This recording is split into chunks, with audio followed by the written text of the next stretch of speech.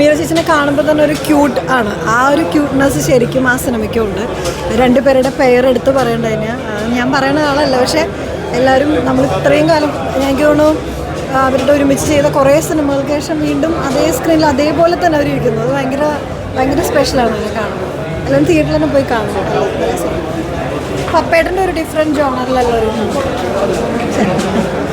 നമുക്ക് വളരെ സന്തോഷം. നമ്മൾ ഫസ്റ്റ് ഹാഫ് കഴിഞ്ഞ ഉടനെ കുറച്ച് കോൾസ് വന്നു, പല സ്ഥലത്തു നിന്നും വളരെ പോസിറ്റീവ് റെസ്പോൺസ് ആണെന്നും പറഞ്ഞിട്ട്. സെക്കൻഡ് ഹാഫിന് അതുപോലത്തെ കോൾസിനെ ഞാൻ വെയിറ്റ് ചെയ്യണം. തിയേറ്ററിൽ ഓഡിയൻസിന് ഭയങ്കര ഞങ്ങൾ ഒരു പക്ഷേ കോംബോ ആയതുകൊണ്ടാണോ എന്നറിയില്ല, ഭയങ്കര റെസ്പോൺസ് ഉണ്ടായിരുന്നു. സോ വളരെ ആൻഡ് സബ്ജക്റ്റ് ഇഷ്ടമായി എന്നാണ് എല്ലാവരും പറയുന്നത്. സോ സന്തോഷം. അതെ അതെ, ടെൻഷൻ പ്രോജക്റ്റിൽ കോൺഫിഡൻസ് ഉണ്ടായിരുന്നു.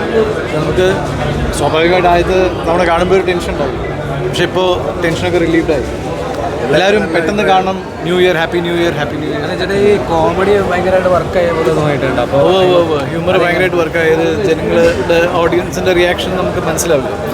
സോ അത് ഞാൻ വളരെ എന്താ പറയുക, പെർഫോം ചെയ്യുമ്പോൾ ഭയങ്കര എൻജോയ് ചെയ്തിട്ട് പെർഫോം ചെയ്തതാണ്. അപ്പോൾ താങ്ക് യു. സിനിമകൾ പ്രതീക്ഷിക്കാം, തുറന്നു ഇങ്ങനത്തെ സിനിമകൾ ഉറപ്പായിട്ടും ഇങ്ങനത്തെ സിനിമകൾ ചെയ്യണം.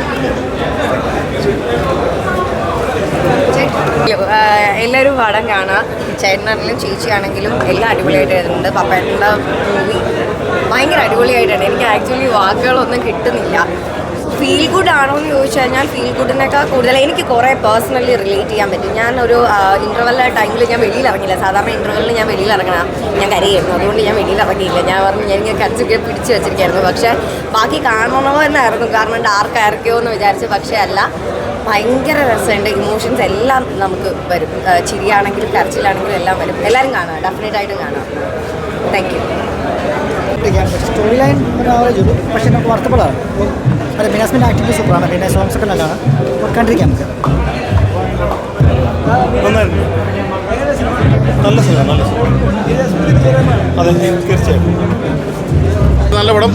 100% ഒരു മീരയാസ്മിൻ ചിത്രം. ഫുൾ മീരയാസ്മിനാണ്. ഒരു സീൻ പോലും ഇല്ല, അവരില്ലാത്തില്ല. പിന്നെ പത്മകുമാറിൻ്റെ ഒരു വെറൈറ്റി എന്ന് വെച്ചാൽ പത്മകുമാർ സീരീസ് പടം മാത്രമാണ് ചെയ്തുകൊണ്ടിരുന്നത്. ഒരു വെറൈറ്റി ആയിട്ടൊരു പുള്ളി ഒരു കോമഡി അതിനകത്ത് ചെയ്തിട്ടുണ്ട്. നല്ല സിനിമ കേട്ടോ, കുഴപ്പമില്ല. ഒന്ന് കാണാൻ പറ്റിയ പടം.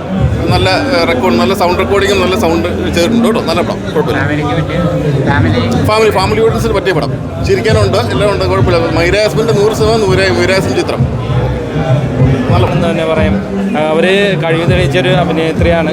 തീർച്ചയായിട്ടും നല്ല ശക്തമായിട്ടുള്ളൊരു തിരിച്ചുവരവാണ്.